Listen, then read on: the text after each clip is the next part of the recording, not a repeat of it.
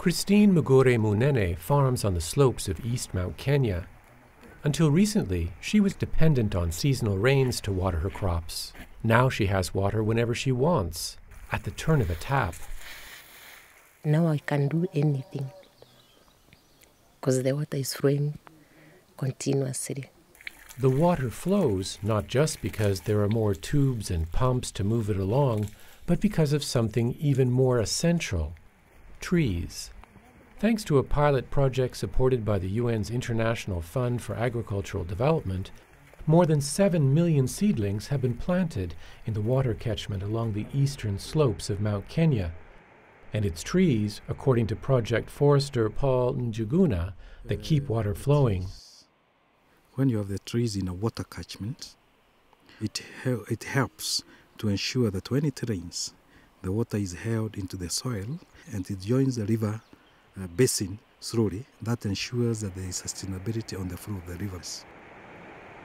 But for nearly 4 decades, excessive logging and poor farming practices have reduced forest cover by 5,000 hectares, slowing water flow, eroding soil, and increasing poverty, particularly for the 80% of Kenyans, like Christine, who rely on farming to make a living.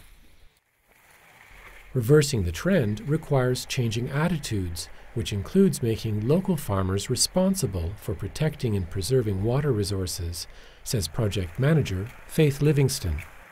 These farmers are the owners of the land, and therefore it was important that the farmers become partners in efforts to conserve the environment, in the efforts also to conserve and manage the water resource.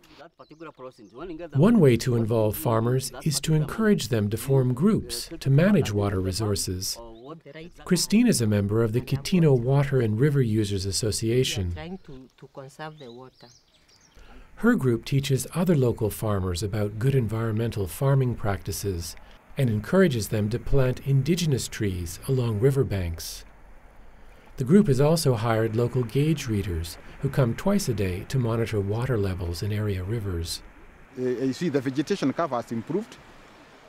The farmers have changed their way of farming, and as well as the pollution in the rivers has lessened.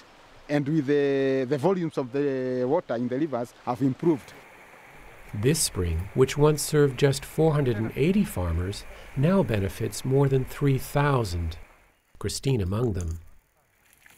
With reliable water, she can grow more high-value crops, like these snow peas bound for Germany. And with the profits, she's hired more workers and purchased more land. The original quarter-acre farm her family worked for generations is now 3 acres, and Christine has plans to expand her operation further. My plan is that we want to do the introduction of biogas so that we don't cut down trees, using it for lighting and everything else. Now, with water flowing, Christine can make changes that will improve her farm and her life. One recent innovation is in her kitchen. The water that's been nourishing her crops now fills tanks built into her kitchen fireplace, giving her mother heated water for bathing and cleaning for the first time in her life.